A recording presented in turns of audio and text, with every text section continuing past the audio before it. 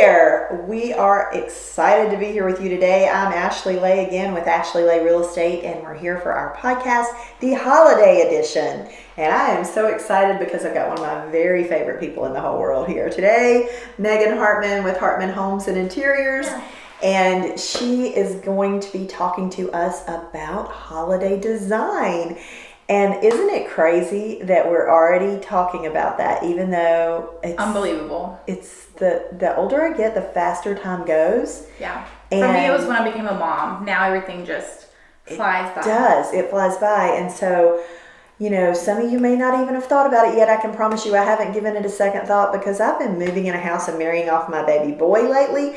But it is time to start thinking about how you're going to decorate for the holidays. And so, Megan, what are the current trends, or maybe what are your suggestions? I know a lot of us have our traditions, might be the way to put it, and we do the same thing every year.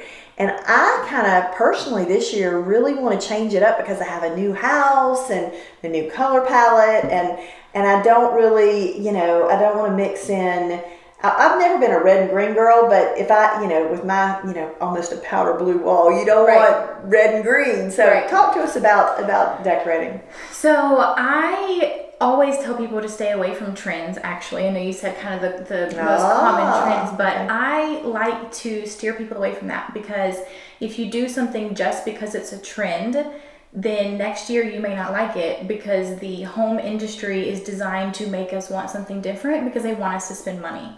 So if you design everything, but including your holiday decor, for what you like and your family likes, then it's going to last you a lot longer than one season. You'll be able to use it for years down the road and add on to that, and just kind of use everything that you buy as a base for what you'll buy the following year, because a lot of people don't have the money to decorate everything that they would like to just in one year. You kind of have to stack on that. So for me personally, I have 3 little kids at home, and we actually do like the traditional reds and greens and golds, because for my boys, that's what they associate with Christmas. Right. And so just my specific home has very neutral, almost white walls. So I'm able to bring in color through our soft furnishings and design. So the same would be for our holiday decorating. So right now, our home is decorated for fall, and we've brought in like traditional fall colors. So your oranges and your reds and your yellows and some greens. But then for Christmas, we'll transition and use our traditional Christmas colors. But some people prefer all neutrals. So whites, creams, beige, maybe some grays in their holiday decorating. Some people do like things that are blue, or one year my mom got on this kick and wanted everything to be like teal and silver, and it was beautiful. But I would steer people away from trends. So just because you see it in a magazine doesn't mean that's what's right for you.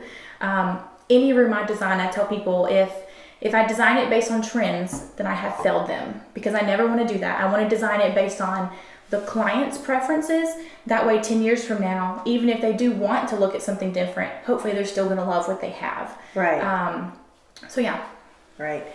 Yeah, I find myself, I do pay attention to trends and that kind of thing. And you're right. And then sometimes I've got, I'll go into a season or, what have you, and I've got my decor and I pull it out and I go, oh, everything's changed this year. I want to, so I tend to agree with you on that. And I don't know, maybe I failed, but it's an easy trap. I mean, all of the stores, they set it up to make me and you, everyone feel like, oh, I have to have this new best thing. Everybody on Pinterest is doing it. And it's okay like to the buffalo plaid and the pastels that I just did for all the wedding rehearsal dinner. It's okay to like things that are currently on the shelf. But I would never recommend that you spend a huge amount of money on something that is just a trend, because you might not want to use it next year. Right. So if you're going to incorporate some of those things, let it be cheaper items, or items that you would be okay with maybe donating if you're tired of it the next year. Your base pieces, I always say, should be something that you just love, and then you can add, if it's a trend or something that's kind of on trend that season, you can add to it. So for instance, even my fall decorations that I have out right now, a lot of the base pieces I will use when I decorate for Christmas. So my candle holders, my trays or platters, some neutral greenery. You can take out the fall looking things and add your Christmas, little berries or different things. But using your same candle holders, changing out the color of your candles, or like I may take some of my like glitter pumpkins off of my centerpiece and replace those with little Christmas trees. But the base pieces can stay the same. So your large investment of those pieces can take you straight through to summer when you turn that into a summer centerpiece. I think just being smart with that means that you're not going to waste a lot of money, and that you can easily turn those neutral base pieces that you love, they'll still be working for you 7 years from now. I think that's a fabulous idea. In doing that wedding rehearsal this week, Yeah. I did buy it because it really spoke to me. I thought it'd be beautiful in my new home. All of the cool colors that they've got for fall, meaning the blues and the things going on, the greens with the blue hint, the greenery that's almost got that blue hint in it, and then the buffalo plaid mixed in throughout it and that sort of thing. And so we went with a lot of that and the white pumpkins and that sort of thing for the decor. And we had it all set up. And as we were leaving and taking it all down, Leanne, who's our director of operations, looks at me and she says, this will be fabulous for Christmas. We can just change out the pumpkins and the acorns. I was about to say those colors. And change it just to the silver and the balls and the trees and the green tree. She said, this will be great for our Christmas party. And I was like, oh, so I can use this for Christmas and for the fall. So I'm excited. It's literally still in my car because we just had a new driveway poured. No judgment. I can't even back my car up, right? But I'm excited to put that stuff out. And then I was like, yay, and this can be the base for my new Christmas stuff. And, and for me, that did really speak to me and those colors. So I think I'll be able to use that. So you're still going to love it years from now. I'm going to love it in our home because I think it'll just go so well because, I've got those black accents and that sort of thing. So I think it is key for folks that they you've got to first figure out what you love and what speaks to you. And some people have a hard time knowing what they love.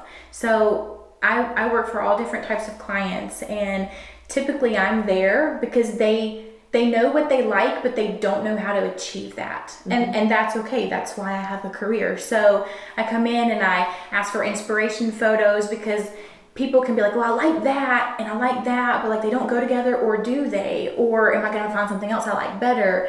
But sometimes just having a professional come in and be able to hear their vision and to talk to them, to find those base pieces or to decorate a room that then they can use as kind of their launch pad for their seasonal decorating, just to get those pieces that's a good starting point for them to then use their creativity if they want to change things up, down the road. And I really believe, I don't know when I figured this out because I've never been, my mother's always had that touch. She can touch anything in the room. She can go in and rearrange it and make it look so different and so much better. But I figured out in watching what she had done and then in watching a lot of what you have done along the way with us working together for the last several years, that investing in, even in my new home is not that large. It's 1900 square feet on the main floor.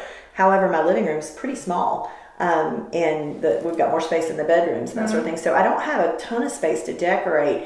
And what I've discovered is, and because in the townhome we were in previously too, it was small, is that having 2 or 3 key base pieces and then working off of that is sometimes, and those impact pieces make a statement and you don't need so much, because I tend to buy so much little. I'll see, this and this and this and this, and then I want to put it all out, and then it just looks like a mess. Oftentimes less is more, and Ashley's right. Getting the core pieces for your space, it doesn't have to be a lot. but finding the pieces that are the correct ones. You don't have to have every inch decorated. If you have a huge bookcase, you don't have to fill every nook and cranny. Or if you do, a lot of people do that because they just look at it and they just don't know what to do. And they'll add stuff to every space and then they step back and they're like, well, this just looks crowded and busy. And I always tell people, you need somewhere for your eye to rest. So when you scan a room, you need to have a mixture of textures and heights, a base piece and then accentuating pieces, but you need somewhere where your eye can just rest and there's not something there to look at also, because everything can't be the star of the show. And if everything is, then nothing is. Right. If that makes sense. So the same would be for holiday decorating. I think oftentimes hitting the main areas, so the mantles, the hearth, bookcases or built-in bookcases if you have those somewhere, centerpieces. Some people have multiple sitting areas in their home, so like the coffee table, places that's easy to change stuff out but has high impact but doesn't clutter the overall space. Brings the most sense of like it just feels good to sit in but doesn't feel busy, if that makes sense. And for me and people's homes that I do decorate for the holidays, I always take away some of the non-holiday decor, because I find that if we leave everything that's normally there and we just add to it feels busy. Yeah. For the most part, some spaces could be able to handle that, but usually you need to take some things away so there's not like competing elements. And then when Christmas or fall is over and then Christmas is over and you bring that stuff back in, it feels new again because you've not looked at it for a few months. Those clear plastic containers are your best friend. Oh yeah. Like I go to Costco and get the 3-pack. Yep. And I literally go through my living room and my kitchen and I put everything in. I take pictures. Yeah. So it's not so hard to put it back out. Yep. And then I put it all in the container and I put it up in the attic. Yep. Mine goes in the attic too. Yep. I don't take pictures. I do that purposely because she'll change it up. Yeah, because I want to have a fresh palette, and then come January, whenever everything comes down, I pull my old stuff back out and I just spend a few hours just setting it all back up, and like I want it to be different, just to have something fresh to look at for winter. So nice. Right. Well, let's see. I was trying to think when it's so. When is the right time to decorate? I guess it's up to the individual if they want to stay all year or all season. If it's, some people start decorating for Christmas November 1st. Yes. Yeah. So I feel like a lot of that, and everybody's going to be different, so there's no like textbook correct answer for this, but a lot of people, I feel like in the past several years, have started decorating for holidays sooner and sooner and sooner. And a lot of people are even starting to pull out their fall stuff at the end of August now. Yep. Or I usually wait till mid-September, but that's just a personal preference. So usually by the time November rolls around, people who decorate early for fall are kind of tired of it. Yeah. So the obvious next step is to turn it into Christmas stuff. Yeah. So those people are probably going to be more likely to decorate for Christmas early. And I am here for that. I love Christmas. I love Christmas decorating. But sometimes schedules just don't work out, and we'll decorate like right after Thanksgiving. I think that's a super personal preference thing that's going to be different for every family. But I will usually leave my Christmas stuff up until right around New Year's. But that's another personal preference thing. Some people like, my mother, for example, likes Christmas stuff to be gone like on the 26th of December. Oh, that's funny. So like she's just like, she decorates early and then she's just kind of like tired of it. So come Christmas, everything's done. She's just like, I just need to clean up. So she just like goes for it and cleans it all up, and then that's her thing. So everybody's different. I think they are. I think for me and for a lot of people I've talked with the last couple of years, especially last year and even this year, we just have gone through so much as a country, and it's been so stressful that you need something that brings you joy. Oh yeah. And if Christmas brings you joy, then go for it. Or the holidays, then go for it right early. Last year was the year that never ended, and so everybody needed a little bit of happiness. Yes. And so we've been so busy with this building process for 15 months, and it's been so exhausting, and so just, I'm really looking forward to decorating and just enjoying my new home with the lights at night and everything done. Something I discovered too a couple years ago in the new townhome. I've always been day after Thanksgiving, girl, on Friday morning. We're not shoppers. We would jump in the car, go to the tree farm, pick out our tree with our family, and then of late it's been just Kevin and I some. But I'm like the great big tree girl, and we'll still do that at our home we have a home in Fancy Gap with a cabin, and I'll go get that great big tree, which that'll satisfy that need for me, that great big real tree that's tall and smells great and all that. But our new home is that small space. And what I discovered in the townhome, I had 2 pencil trees and had them in 2 separate places, and just decor that kind of matched, and that's going to go with this new home. And it just was so classy, and I loved it, and it was beautiful. And that was just a whole different mind shift for me, because I've always been the girl from a young age that I want the great big tree, and I want to fill that tree up, and I want to have every decoration on it humanly possible. And it was that was hard for me to make that change, but gosh, it looked so good. Yeah. Everybody was like, I think sometimes less is more, and it really just depends on your space or your home or where you're deciding to put your tree. Some people put a tree in their bedroom, and that's beautiful, but most people wouldn't have the space to do a really big tree there. Or people who have 8-foot ceilings in their living room, they're gonna, they need to do something smaller. Or our home has like 20-foot ceilings, so I feel like I need to take advantage, or an 8-foot tree almost feels like something's wrong with it because it just like is dwarfed. So we always do, now we've been there, this will be our 3rd Christmas there, but do a really big tree. But I don't like them to be really wide. I just feel like it takes up too much floor space, and I have 3 kids who need the floor space. Yeah. So I like nice and tall, but kind of skinny. Yeah. But everybody, that's just a personal preference. Again, as with all holiday decorating, I feel like we should preface this that you can't go wrong. Like, it's your home, and if it brings you joy, that's all that matters at the end of the day. I have a fake tree that I like to put in one of our front rooms right in front of the window, so from the street you can see it, and it's just so pretty, and that brings me joy when I come home every day. Yeah, I can't see the one in the living room, but I can see that one, and it just looks so happy. Yeah. So. And the cool part about living in today's world is you can go on Amazon and get those smart plugs, and now you can set up your trees. Did you know that? No, to come on at certain times. Kevin did that for us the last season. Yeah. Like, he set it up where the tree comes on at dusk and it goes off for us at like 10:30 or 11. I'm usually the one plugging it in and out. So right? Yeah, that's nice. Right? So I'm excited about that. Oh yeah, for sure. Yeah. And I feel you with the, having the floor space for the kids. I remember all the years with the 3 kids growing up that you take into consideration where you're at in life with how you're decorating. Yep. Because, and then when we would have kittens or pets. We had kittens pull over trees twice. Entire I had trees. Children do that, never cat, but. And you can't put those really delicate, expensive glass ornaments. You have to be cognizant of that. Yep. Yeah. One year when our twins were, 15 months old or something, so they're, walking around a little bit, we just did a small tree on top of an end table in our living room because I didn't want them to be able to reach it and destroy it. And it worked for us. It was the phase of our life. I wasn't like sad that I couldn't have a big tree. I was happy that they couldn't destroy it and we could still have a tree. And the next year we had a big tree, but we only decorated the top half. So it's just, and those are fun memories that I look back on of them being so little, and I would have a small tree again if it meant I got to enjoy one of those Christmases again. So yeah. Kids do. They don't keep for Christmas. They do not keep.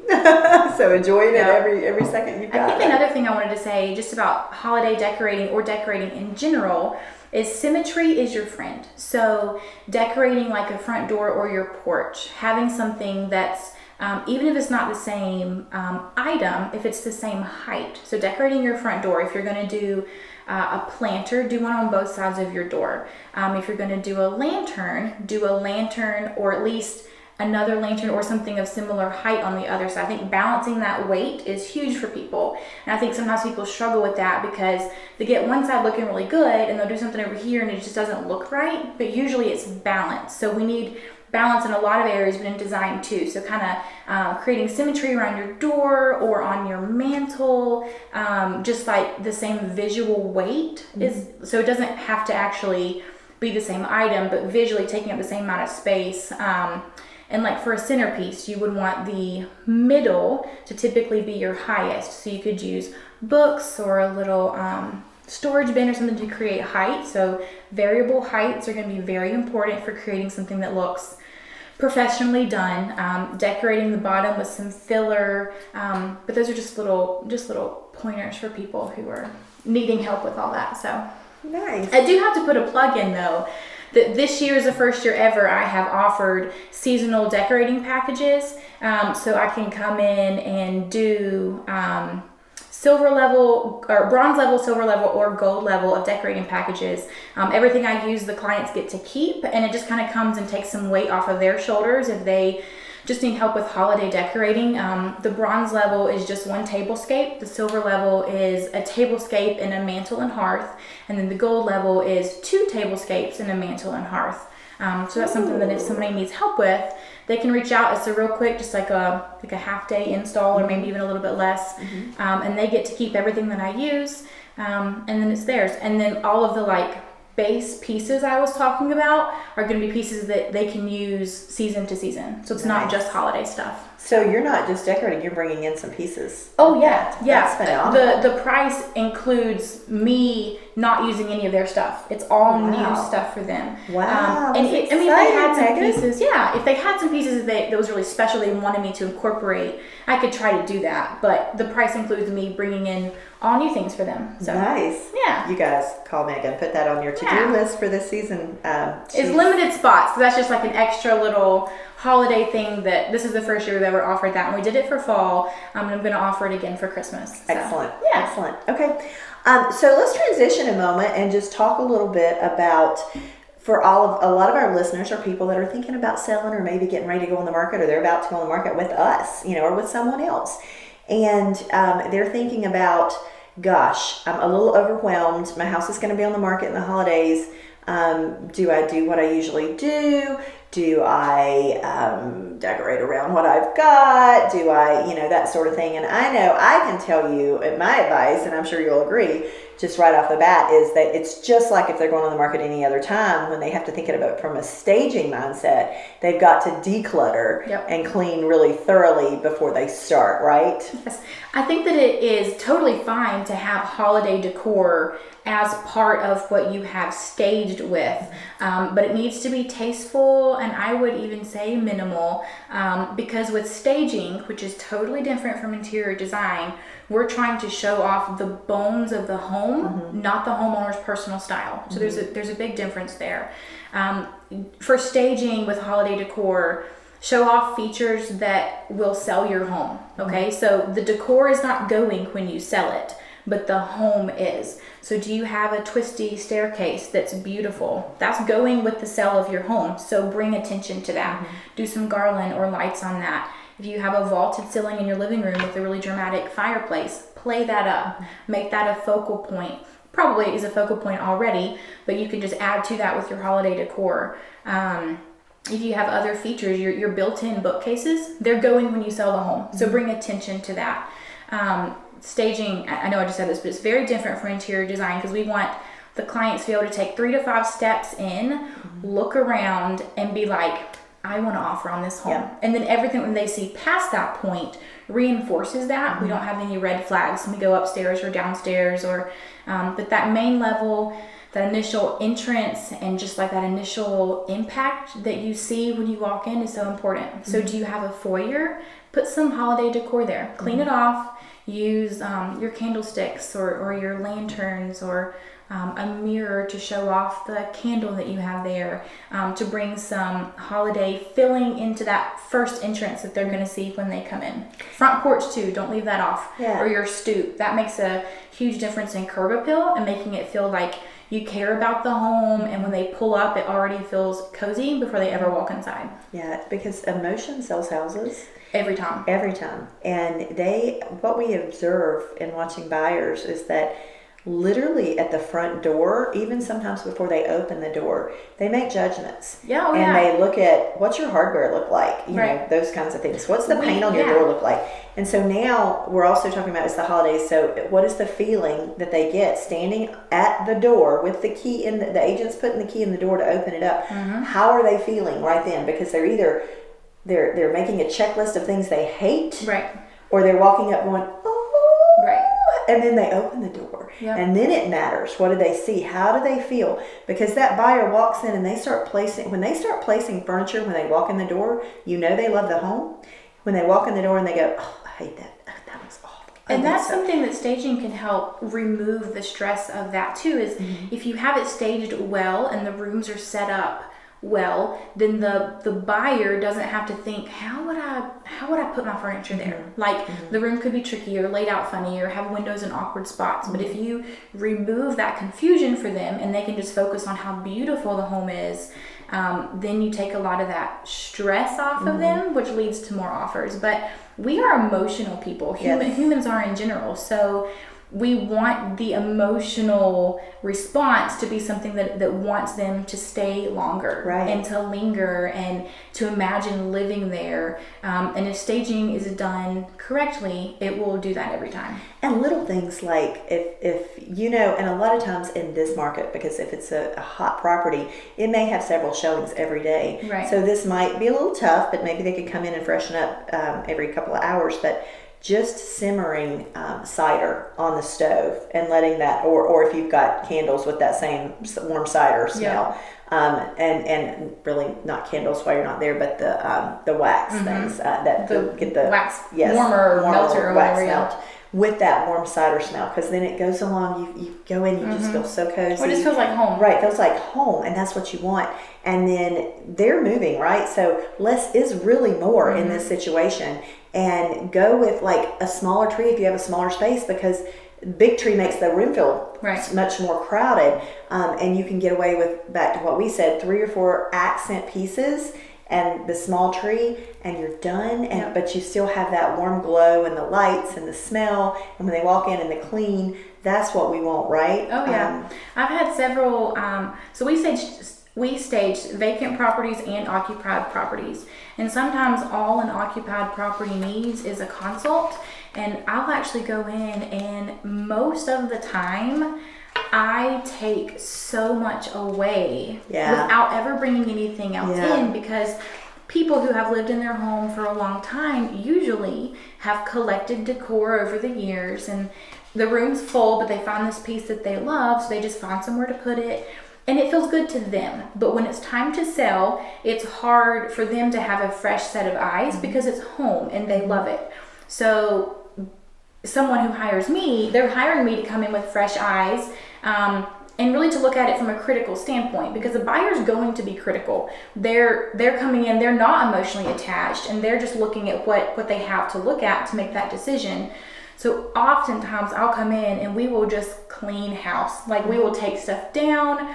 And oftentimes you want to have less, but the pieces that you keep need to make a big impact. So artwork hung at the right level, at the right places, where it usually has a nice anchor beneath it, or symmetry, like I was saying, or correct furniture layout is huge. 9 times, maybe not 9 times, maybe 7 times out of 10, furniture can be arranged in a way that is more appealing to look at. That may not be how is most comfortable to live in it, and that's okay. But when we're staging to sell, we need to fix it. Make it where it shows off the home the best, or gives the best layout. Or oftentimes people put their furniture up against the walls, even in a living room. And sometimes, most of the time, that's actually not the best option. We want to create walkways behind our conversation areas.